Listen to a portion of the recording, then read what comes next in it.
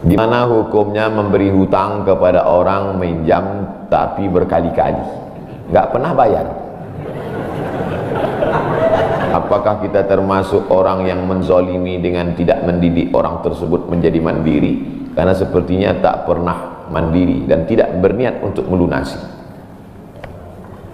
Ayat yang paling panjang dalam Al-Quran, surat Al-Baqarah 282, satu lembar. Bukan tentang puasa, bukan tentang sholat, bukan tentang baca Quran, bukan tentang zikir, tapi ayat yang paling panjang tentang bayar hutang. Sholatnya banyak, puasanya banyak, zikirnya banyak, baca Qurannya khatam, tapi kalau bayar utang tak dibayar, di akhirat kau akan cari dia. Oleh sebab itu ada orang mati syahid. Oh, mati syahid. Orang mati syahid nggak merasakan sakratul maut. Orang mati syahid nggak merasakan azab kubur. Orang mati syahid tidak merasakan hisab. Orang mati syahid langsung masuk surga. Ilat dain, kecuali hutang. Makanya kalau ada orang menagih hutang, itu dia bukan pelit, dia sedang menyelamatkan saudaranya dari makan haram.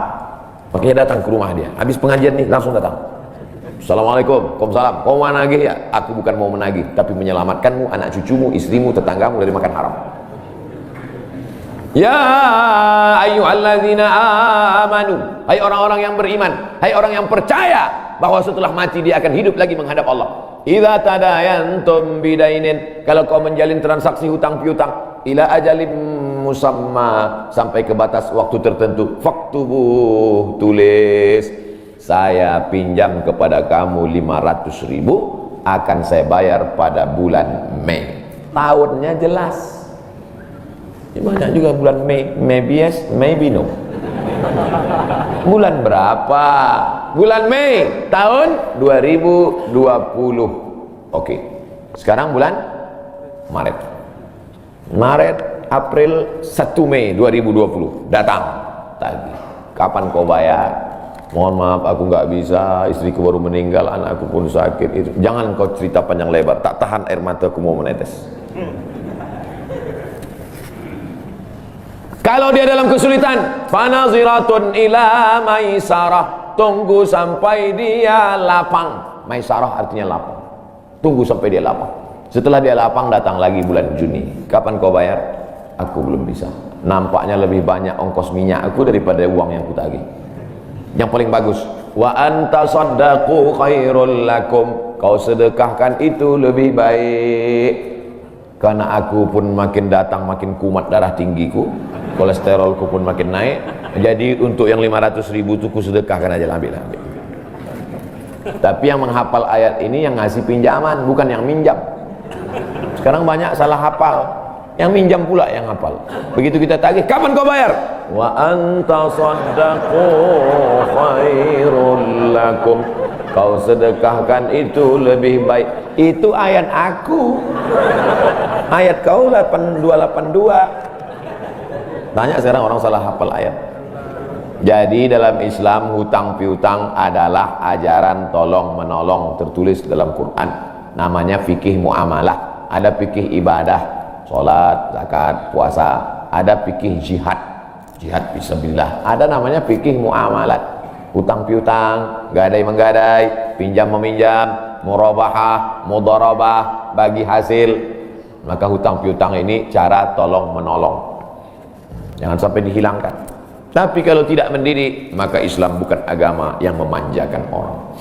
Ada anak yang kurang ajar kepada orang tuanya, bagaimana caranya berbakti kepada orang tua yang telah wafat? Apakah anak ini masih dapat ampunan Allah Subhanahu wa ta'ala? Datanglah seorang bapak mengadu kepada Umar bin Khattab. Assalamualaikum Khalifah Amirul Mukminin Umar bin Khattab. Waalaikumsalam. Ini anak saya kurang ajar, tolong dihajar dulu. Kata Umar bin Khattab orangnya bijaksana, dia tidak mau main pukul. Dia tanya dulu, kenapa kau kurang ajar pada bapakmu? Hai Umar bin Khattab, kata anaknya, ya, apakah seorang anak itu punya hak terhadap bapaknya? Ya. Apa hak anak? Mencarikan ibunya yang solihah, memberikan nama yang baik, memberikan makanan yang halal. Itu hak anak.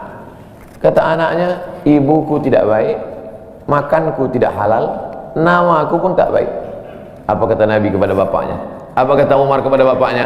Laqad aqaqtahu qabla an ya'aqqa alaik. Sebelum anakmu durhaka kepadamu, kau sudah durhaka duluan kepada anakmu. Jadi kalau begitu, ada anak durhaka, ada bapak ini jangan sampai anak bapak tahu. Nanti dia pulang, anak durhaka kok. Dia senyum, kau bapak durhaka. Ibunya tak baik, namanya tak baik, makannya tak baik. Kasih dia nama yang baik, kasih dia makan yang halal. Kadang-kadang kenapa otaknya tak lurus? Karena makannya tak halal.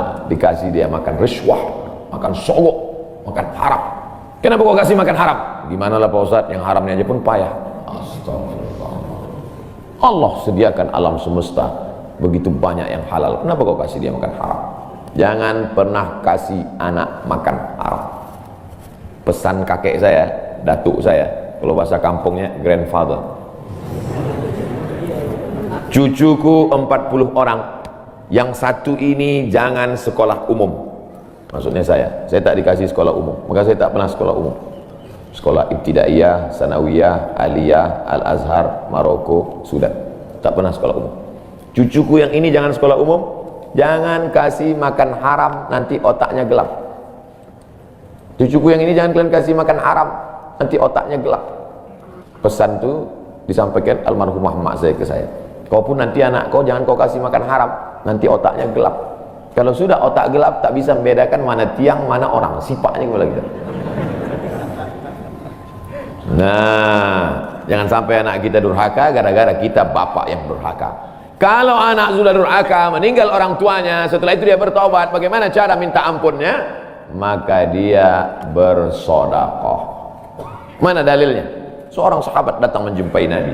Ummi matat, ibu saya sudah meninggal. Apa atasaddaqu anha? Kalau saya bersedekah, apakah pahalanya sampai kepada almarhumah ibu saya? Kata Nabi, tasaddaq, bersedekahlah, sedekahmu sampai. Maka wahai anak-anak durhaka yang sudah mati ibu dan bapakmu, maka datang kau habis pengajian ini langsung ke tempat anak yatim, panti jompo, sekolah-sekolah, pondok pesantren. Tanya Pak Kiai, Pak Kiai, apa yang kurang di pesantren ini? WC. Karena pesantren santrinya 1000, WC-nya 2. Bayangkan panjang antriannya. Berapa yang keluar dalam celana? Saya bangunkan WC, pahalanya mengalir untuk almarhumah. Maka pagi, petang, siang, malam mengalir pahalanya. Sedekah. Ayu sedekah tu afdal. Apa sedekah yang paling afdal? Saqiyul ma, memberi air minum. Sedekah yang paling afdal, kasih air minum. Saya ceramah di Banjarmasin, di depan rumah seorang pejabat. Itu ada kulkas tapi nggak sampai beku, freezer. Setiap dipencet keluar air dingin. Gelasnya dikasih pakai rantai besi, takut dilarikan tukang ambil aluminium. Buat wakaf untuk almarhumah. Itu bagus kan. Saya ceramah di Malaysia, di pintu masjid itu ada kotak box. Kalau kita ambil satu botol, keluar botol baru. Ambil satu botol, keluar botol baru. Wakaf untuk, itu bagus, sedekah. Jangan sedekah teh botol, nanti dia kena diabetes. Air putih, ini bagus, mengalir. Sedekah sumur bor, pergi ke masjid, putar keran nggak ada air. Tanya pengurus masjid, Pak pengurus, ya mana sumur bor? Nggak ada, saya buatkan. Langsung bunyi. Itu berarti cash itu. Begitu cara berbakti pada orang tua dengan sedekah. Tapi Pak Ustadz saya, jangankan sedekah, makan saya pun Senin Kamis Pak Ustadz doa, Allahumma ighfir lahu warhamhu wa'afihi wa'fu anhu. Bangun tengah malam, Rabbighfirli wa li walidayya warhamhuma kama rabbayani shaghira. Apa itu bid'ah? Bid'ah membuat sesuatu yang tidak dibuat oleh Nabi Muhammad SAW. Tidak ada dalilnya dari 3 aspek: qauli, fi'li, takriri. Perbuatan yang tidak ada dalilnya bid'ah. Jangan dikatakan perbuatan yang tidak dibuat Nabi bid'ah. Perbuatan yang tak ada dalilnya bid'ah. Karena kalau dikatakan yang tidak dibuat Nabi bid'ah, Nabi tidak pernah pakai peci. Tunjukkan saya mana hadis Nabi pakai peci. Berarti peci ini bid'ah. Nabi mimbarnya tangganya dari depan, ini masjid tangganya dari belakang, berarti mimbar ini bid'ah. Mimbar Nabi tangganya dari depan, 3 lantai, 1, 2, 3. Jadi yang dimaksud dengan bid'ah perbuatan yang tidak ada dalilnya. Misalnya jam 12 siang ada bapak-bapak di panas terik tegak menghadap matahari. Pak, bapak ngapain? Aku mengagungkan Allah di bulan Rajab. Bid'ah itu, karena tidak ada dalilnya sama sekali. Tapi selama ada dalilnya, tidak boleh kita katakan orang itu melakukan perbuatan bid'ah. Malam Jumat baca Yasin, kumpul 10 orang baca Yasin. Yasin wal Qur'anil Hakim innaka laminal mursalin. Bid'ah. Loh, coba lihat dalilnya. Yang dibacanya itu Quran apa Quran? Quran. Baca Quran apa pahala? Yasin itu Quran atau enggak Quran? Quran. Man qara'a Yasin fi lailatin, siapa yang baca Yasin suatu malam, asbaha maghfuran lah, subuhnya sudah diampuni dosanya. Mestinya baca Quran itu semua, tapi karena dia nggak sanggup semua, dia pilih hati Quran. Hati Quran itu Yasin. Sentuhlah dia tepat di hatinya, dia akan jadi milikmu untuk selamanya. Makanya orang sebelum ngapal Quran semua, yang dihafal hatinya dulu. Itu sebelum ngapal Quran, yang dihafal hatinya dulu. Apa hati Quran? Ya Yasin. Tapi jangan hatinya aja seumur hidup, yang lain juga. Nah, jadi jangan salahkan orang baca Yasin. Baca Yasin bid'ah. Loh, Yasin kan Quran. Baca Yasin malam Jumat nggak masalah. Seumur hidup baca Yasin masalah. Karena banyak surat yang lain. Baca juga Al-Fatihah, Al-Baqarah, Al-Nisa, Al-Imran, Al-Nisa, Al-Maidah, Al-An'am. Nah, jadi mudah. Perbuatan tidak ada dalilnya bid'ah. Selama ada dalilnya tidak bid'ah. Ustadz, kiat-kiat apa yang kami lakukan sebagai guru kepada anak didik kami sebelum dan sesudah mengajar agar ilmu mudah dimengerti? SDIT Al-Farabi. Aristoteles, Socrates, Thales, Demokritos itu adalah pemikir-pemikir dari Greek Yunani kuno. Pada masa abad kedua datang seorang khalifah bernama Abu Ja'far Al-Mansur. Semua buku-buku dari Yunani diterjemahkan. Nama lembaganya Dar Al-Hikmah, Dar Rumah Hikmah Ilmu Pengetahuan. Dibuatlah Dar Al-Hikmah, Rumah Ilmu Pengetahuan. Diterjemahkanlah dari bahasa Yunani ke dalam bahasa Arab. Akhirnya orang Islam pun jadi dokter Avicenna, karena orang Barat payah menyebut Ibnu Sina. Averroes, Ibnu Rushd. Tapi ada seorang yang bergelar the second teacher. First teacher Aristoteles, second teacher Al-Farabi. Ternyata Al-Farabi ini bukan dari Arab, tapi dari Pomala. SDIT Al-Farabi. Ini supaya wali murid tahu, anak ibu di mana? SDIT Al-Farabi. Al-Farabi itu artinya apa? Ya SDIT. Al-Farabi itu di barat dia diberi gelar the second teacher. Guru pertama Aristoteles, guru kedua adalah Al-Farabi, saking cerdasnya. Artinya apa? Dia tidak hanya diakui dalam Islam, tapi juga di luar Islam. Kenapa dikasih nama Al-Farabi? Karena ingin anak-anak kita dalam kepalanya tidak hanya fisika, biologi, kimia, matematika, bahasa Inggris, tapi juga dalam kepalanya ada Quran, hadis, fikih, akidah akhlak, dan bahasa Arab. Sehingga nanti dia akan menjadi ekonom, tapi ekonom yang beriman. Dia akan menjadi filosof yang bertakwa. Inilah cita-cita alumni Al-Farabi, insyaallah. Amin ya rabbal alamin. Nah, yang pertama kali menjadi guru itu adalah ikhlas. Karena kalau gurunya ikhlas, cakapnya masuk ke hati. Kalau dari mulut, ke mulut juga masuknya. Tapi kalau dari hati, ke hati juga masuknya. Kira-kira yang saya sampaikan tadi, saya mulai tadi jam 5.15, sekarang jam 6.05, dan 50 menit saya bicara. Masuk tak ke hati Bapak Ibu? Kalau tak masuk ke hati Bapak Ibu, berarti yang ceramah itu enggak dari hati. Dari mulut ke mulut juga masuk. Jangan sampai ke mulut pun tak masuk. Nauzubillah. Yang pertama kali tulus ikhlas. Karena perbuatan yang paling tinggi amalnya adalah menjadi guru. Makanya saya lebih memilih menjadi guru. Saya sampai sekarang menjadi guru, cuman saya tidak punya kelas. Dulu sempat jadi dosen, habis itu keluar.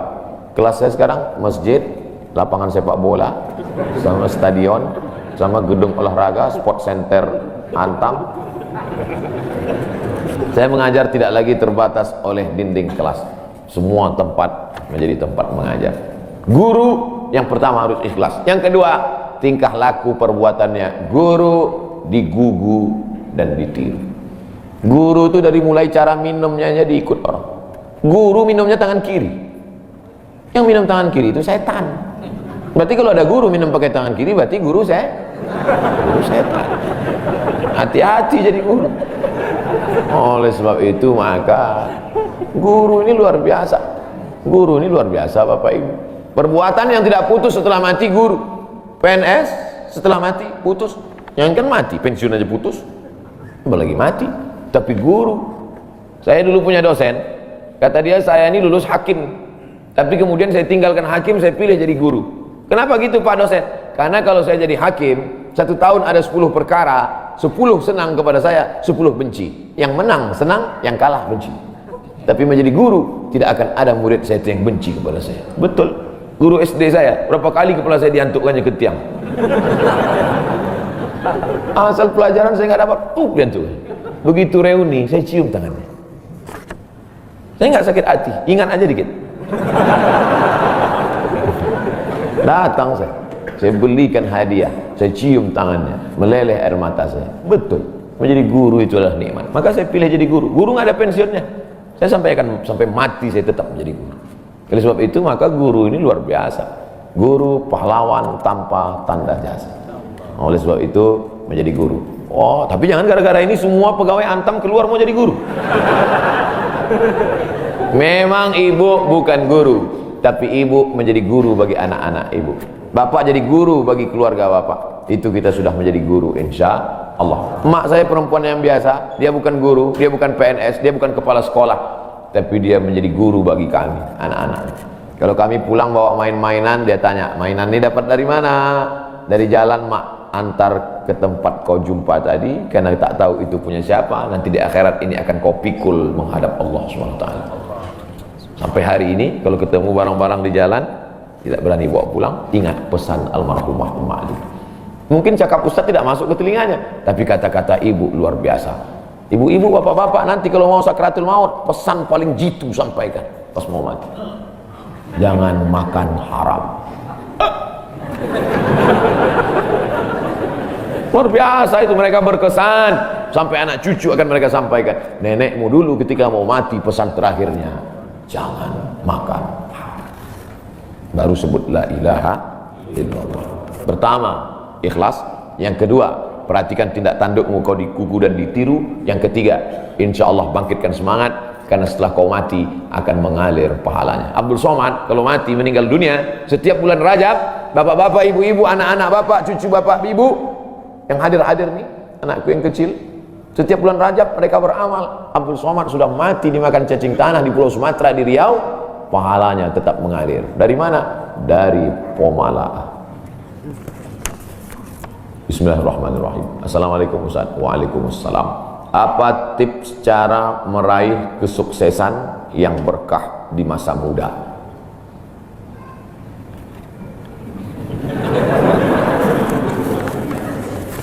Saya tidak pernah bercita-cita menjadi apapun. Cita-cita saya dulu cuma satu, bagaimana membahagiakan orang tua. Itu saja. Ya Allah, aku sekolah, tak tahu dulu pulang mau jadi apa, yang penting bisa membahagiakan orang tua. Itu saja. Jadi setelah itu sampai, ya sudah, bisa menyenangkan hati orang tua, bisa, itu saja. Maka selalu saya sampaikan di kampus-kampus kepada mahasiswa, kalian kalau belum bisa membahagiakan orang tua, jangan menyusahkan orang tua. Ini kadang baru ngelihat namanya aja di HP dah kumat darah tinggi mana. Kalau belum bisa membahagiakan dia, jangan menyusahkan dia. Maka saya di Mesir 4 tahun tak pernah saya minta duit. Tiba-tiba udah sampai ke Mekah. Mak, aku udah di Mekah. Dari mana kau dapat ongkos? Ada tabunganku sikit-sikit. Pergi ke Mekah, kerja, pulang, bayar utang. Jangan pernah menyusahkan orang tua. Oleh sebab itu cita-citanya yang pertama mencari ridha Allah. Ridha Allah fi ridhal walidain wa sukhutullah fi sukhutil walidain. Pulang saya ke kampung, saya mau beli tanah berapa meter, ternak lele, tanam cabai, daun ubi, malam ngajar ngaji. Cita-cita saya kecil aja. Tak ada cita-cita mau jadi ustadz viral disambut di airport aja. Terus kata mak saya, masa kau S2 tinggal di kampung, pergilah ke kota. Akhirnya saya menghonor jadi dosen, siang jadi dosen, malam ceramah di masjid, direkam, diupload, khutbah diupload, like and share, akhirnya viral. Diusir beberapa kali, makin viral. Dibully, makin viral. Akhirnya yang membuli saya taubat sekarang. Ini orang makin dibully makin viral. Udah kita diamin aja lah. Itu semua itu kerja kita atau kerja Allah? Kerja Allah. Kerjakan kerja kita, urusan Allah, biar Allah yang urus. Kita hidup ini sama macam bawa pancing. Kita tugas kita ambil bambu, pasang kail, cari cacing, letakkan. Masalah ikannya datang tak datang itu urusan Allah. Ini kadang banyak orang ngurus urusan Allah yang dia urus. Urusan Allah yang kau urus. Kata Allah, yang mendatangkan ikan ini urusan aku. 10 pancing pasang, itu urusan kita. Tarik pancing satu, cacingnya hilang. Cari pancing satu, kailnya hilang. Cari pancing satu, talinya hilang. Yang ke-10, bambunya hilang. Marahkah kita? Tidak. Karena urusan kita sudah selesai. Serahkan urusan Allah. Pulang ke rumah, rupanya Allah mau kasih kita bukan ikan mentah, tapi ikan masak. Banyak orang terlalu berpikir hidup ini kau buat saja urusanmu, urusan Allah. Urusanmu berangkat dari rumah kerja, masalah hasilnya urusan Allah. Berapa banyak orang bekerja tapi tak dapat apa-apa. Betul? Kalau sudah rezeki tak kemana. Tapi jangan gara-gara ini lalu bapak enggak kerja. Dibangunkan ibu besok pagi, bang, abang enggak kerja, masuk kantor. Urusan Allah. Kalau ada suami ibu seperti itu, ibu jangan marah, biarkan aja. Nanti jam 12 dia bangun, dia lapar, dia tengok, mana makanan? Ibu jawab, urusan Allah. Harus ada usaha dan ikhtiar. Pertama, niat cari ridha Allah. Kedua, senangkan orang tua. Ketiga, berusaha. Setelah itu, tawakal Allah. Hidup jangan susah. Hidup sudah susah, jangan bikin susah. Hidup sudah pahit, jangan minum kopi pahit. Apa hukumnya suami menyembunyikan uang dari istri?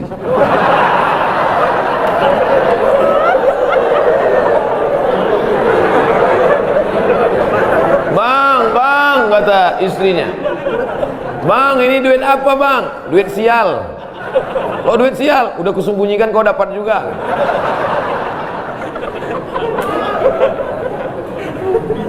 Bapak menikah sama ibu, ibu menikah sama bapak. Apakah hartanya jadi satu atau harta masing-masing?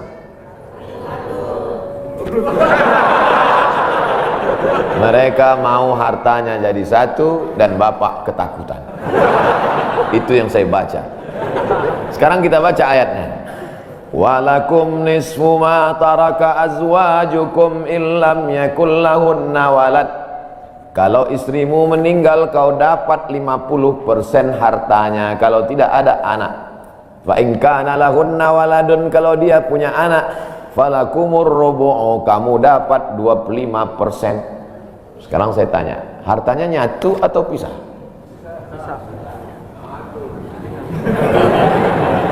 Memang kalau belum sarapan susah nangkap. Saya ulang sekali lagi. Walakum nisfu ma taraka azwajukum. Hai para suami, kamu dapat setengah harta istrimu kalau tidak ada anak. Fa in kana lahunna waladun, kalau ada anak kamu dapat 1/4. Artinya hartanya misal. Harta bapak beda, harta ibu beda. Ibu kerja, punya kebun, punya tanah, punya speedboat, itu harta dia. Bapak punya usaha, harta bapak. Meninggal ibu, 50% untuk bapak. Apa beda harta ibu dengan harta bapak? Di dalam harta bapak ada hak ibu, dalam harta ibu tidak ada hak bapak. Takbir. Saya ulang sekali lagi. Ibu menikah dengan bapak, bapak menikah dengan ibu, ibu bawa harta, bapak bawa harta. Bedanya apa? dalam harta bapak ada hak ibu, dalam harta ibu tidak ada hak bapak. Kenapa dalam harta bapak ada hak ibu? Karena bapak wajib memberi nafkah. Kewajiban bapak 5. Pertama, kasih makan. Kedua, kasih pakaian. Ketiga, kasih tempat tinggal. Keempat, kasih pendidikan. Kelima, kasih perhatian. Lebih dari yang ini, itu bukan milik mereka lagi. Jelas? Ini ada sekarang suami setelah menikah, pas dilihat surat apa semua, tak ada punya dia. Semua atas nama istrinya. Ini orang kalau meninggal, ini tidak kena azab kubur. Karena di dunia sudah terlalu azab dengan istrinya. Dari yang saya sampaikan ini jelas tentang pembagian batasan-batasan harta, jelas? Jelas. Jadi tidak serta-merta setelah menikah, jangan mau anak perempuan kita ditipu laki-laki. Istriku, mana surat mobilmu, mana surat tanahmu, tadi kita sudah akad nikah, semua hartamu, milikku, sorgamu, di bawah tapak kakiku. Oh, tidak begitu. Makanya laki-laki harus ngerti, perempuan juga harus paham. Kalau tidak, sedang main bola aja ada aturannya, statuta. Kalau tidak, akan hancur. Tapi insya Allah jelas. Pak Ustadz minta tolong doakan ibu saya sudah lama sakit. Nanti kita doakan di akhir majelis, bukan cuma ibu bapak, ibu-ibu semua kita doakan. Bagaimana niatnya doanya? Bagaimana niatnya doanya mandi taubat? Nawaitu, aku berniat ghuslat taubat, mandi taubat. Saya nggak bisa bahasa Arab Pak Ustadz, bahasa Indonesia, bahasa Makassar, bahasa Jawa, bahasa Batak, bahasa Mandailing, bahasa Aceh. Saya niat mandi taubat karena Allah Ta'ala. Bagaimana cara mandinya Pak Ustadz? Seperti mandi wajib, basah dari ujung rambut sampai ke ujung kaki. Di mana mandinya Pak Ustadz? Di laut bisa. Kolaka ini 30% saja daratan Pak Ustadz, yang 70 adalah lautan. Nah, mandi di laut. Apalagi kalau sampai ke tengah laut, bukan cuma dosanya hilang, orangnya hilang sekali.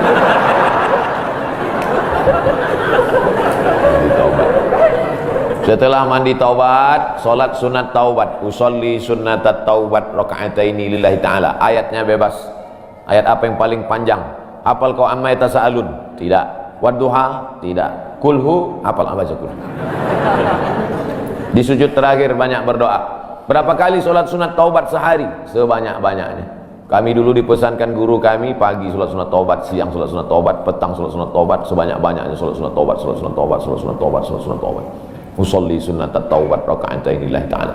Ma min muslimin yudhnibu dzamban, ada orang yang silap khilaf salah berbuat dosa, summa yatatahhar, bersuci, berwudu, mandi taubat, summa yusolli raka'ataini, salat sunat 2 rakaat, summa yastaghfirullah, minta ampun kepada Allah, illa ghafarallahu lah, Allah mengampunkan dosa-dosanya. Bulan Rajab banyak-banyak taubat, bulan Sya'ban tingkatkan ke taubat, masuk ke dalam bulan Ramadan insyaallah mendapatkan Lailatul Qadri khairum min alfi syahr. Semoga Ustadz senantiasa diberikan Allah kesehatan. Amin. Saya dari Medan. Ada juga orang kampung saya di sini. Bagaimana cara bakti seorang anak? Cara membahagiakan orang tua berjarak jauh dengan kita. Sedangkan bertemu dekat bersama orang tua mungkin hanya 1 tahun sekali. Idul Fitri saja. Karena harus bekerja di PT Antam Tbk Sulawesi Tenggara. Ada sesuatu yang tak bisa kita bayar dengan uang. Tak bisa dibayar dengan uang. Yang bisa merasakan ini orang yang orang tuanya sudah meninggal. Yang masih hidup tak bisa. Lam ya'rif man lam yadhuq, yang tak pernah merasakannya tak bisa menceritakannya. Karena tak bisa dirasakan. Setelah orang tua itu tak ada, barulah kita rasa dunia ini hampa, tak ada guna. Duit itu tak ada gunanya, mobil itu tak ada gunanya, rumah itu tak ada gunanya, apapun tak ada gunanya. Waktu dapat saya gelar doktor dari Sudan, pulang saya ke rumah, tak ada guna, tak bisa lagi diceritakan. Dulu apapun yang dapat diceritakan, mak aku dapat sorban dari, mak aku dapat peci. Setelah pulang dari Brunei dapat gelar visiting profesor di Universitas Islam Sultan Syarif Ali, tak ada gunanya, hampa. Paling-paling ditulis di baleho aja, profesor, doktor, untuk menunjukkan bahwa kita bukan ustadz kaleng-kaleng. Nanti setelah dia tidak ada, barulah kau cari mana kain yang pernah dia pakai dulu, mana sajadah yang dulu dia pakai waktu sholat, di mana dia dulu sering duduk, bekas tempat duduknya aja pun bisa menghilangkan rindu. Bekas tempat duduk, tempat dia duduk dulu, tempat dia duduk makan kacang sambil minum teh, duduk kau di situ bisa menghilangkan rindu. Quran yang dia baca dulu lengkap dengan rehalnya, bangun kau tengah malam, kau bentang sajadah, duduk kau di situ, kau buka Quran yang dia baca dulu, hilang rindu. Tapi setelah dia tak ada, makanya mumpung dia masih ada, ciumlah tangannya, peluklah badannya, ciumlah keningnya. Kalau kau ada duit, kirimlah. Tak bisa, karena cari makan jauh Pak Ustaz, mesti terbang dari Sumatera sampai kemari. Apa boleh buat? Memang begitu kondisi ekonomi kita sekarang. Allah tidak marah, tapi kalau kau mampu, kirimlah. Siapa orang yang kira-kira bisa digaji, dibayar untuk memasakkan dia di rumah? Berkirimlah. Karena sampai masanya nanti duit yang banyak itu tidak ada gunanya. Sebanyak apapun kau simpan, tak ada rasanya lagi, hampa, tak ada gunanya. Maka mumpung dia masih ada, Idul Fitri paksa-paksakanlah pulang. Mahal tiket pesawat, tabunglah, teleponlah. Masih ada dia menyambut teleponmu, berikan HP yang kira-kira lama dia pakai, tinggalkan. Mak, ini chargernya, ini handphonenya, ini baterainya, persiapan kalau rusak pasangkan di sini. Nanti kalau aku telepon, sampai masanya nanti handphonenya berbunyi tapi tak ada yang mengangkat. Selagi dia masih ada, senangkanlah hatinya, kirimkanlah kain. Kain itu tidak akan dia pakai, tapi insya Allah menyenangkan hati dia. Ketika hatinya lapang, lapang rezeki. Ketika hatinya senang, senang hidup. Tapi kalau sudah hatinya sempit, meleleh air matanya, rindu karena tak pernah kau telepon, disitulah awal azab Allah datang. Kau akan berenang dalam kesengsaraan. Mudah-mudahan Allah mengampuni dosa kita semua, dosa ibu bapa. Ala hazihin niyah. Al-Fatihah. A'udzubillahi minasyaitonir rajim. Bismillah. Alhamdulillah rabbil alamin. Ar-Rahmanir Rahim. Maliki yaumiddin. Iyyaka na'budu wa iyyaka nasta'in. Ihdinas siratal mustaqim. Shiratal ladzina an'amta 'alaihim ghairil maghdubi 'alaihim waladdallin. Amin. Rabbana ighfir lana dzunubana, ampunkan dosa kami ya Allah. Wa li abaina, ayah kami ya Allah. Melepuh kulitnya untuk menyekolahkan kami, tak dapat kami balas budi baiknya ya Allah. Wali ummahatina, ummah kami, 9 bulan 10 hari kami dikandungnya, 2 tahun kami disusukannya, mengalir darahnya dalam badan kami, tak dapat kami balas, tak dapat kami balas kebaikannya. Sekali teriakannya saat mengeluarkan kami ke alam yang fana ini, tak dapat kami balas kebaikannya ya Allah. Kalau dia masih hidup, sahih jasadaha, sehatkan badannya, qawi imanaha, kuatkan imannya, ar-rahmazubhal istiqamata, berikan dia istiqamah dalam iman dan Islam. Kalau dia sudah meninggal dunia, lapangkan kuburnya ya Allah. Nawwir qabraha, terangkan makamnya ya Allah. Allah maj'al qabraha radatan min riyadil jinan, jadikan kuburnya salah satu dari taman-taman surga. La taj'al qabraha hufratan min hufarin niran, jangan jadikan kuburnya salah satu dari lubang neraka ya Allah. Allah maj'al abana'ana barina liwalidiha, jadikan anak-anak kami anak-anak yang berbakti kepada orang tua. Allah mahfazhum min kulli su' wa syarr, jaga anak-anak kami dari segala perbuatan maksiat dan dosa ya Allah. Rabbana zalamna anfusana, kami sudah banyak buat silap salah dan dosa. Wa illam taghfir lana, kalau kau tidak mengampuni dosa kami, wa tarhamna, kalau kau tidak merahmati kami, lanakunanna minal khasirin, sudah lama kami jadi orang-orang yang merugi. Allah maj'alna minat tawabin, jadikan kami orang yang bertaubat di bulan mulia ini ya Allah. Waj'alna minal mutatahhirin, jadikan kami orang yang mensucikan hati. Waj'alna min ibadikas salihin, jadikan kami hamba-hambamu yang salih. Allah maj'al akhira kalamina inda intihai ajalina, kalau ajal kami sampai, malaikat maut tiba mencabut nyawa kami, jadikanlah yang terakhir keluar dari mulut kami la ilaha illallah Muhammadur Rasulullah SAW, kalimatu haqqin alaiha nahya, dengan itu kami hidup, wa alaiha namutu, dengan itu kami mati, wa biha nu'azu, dengan itu kami nanti akan dibangkitkan di padang mahsyar. Rabbana atina fid dunya hasanah wa fil akhirati hasanah wa qina adzabannar. Wa sallallahu ala sayyidina wa maulana Muhammad wa ala alihi wa sahbihi wa sallam, walhamdulillahi rabbil alamin.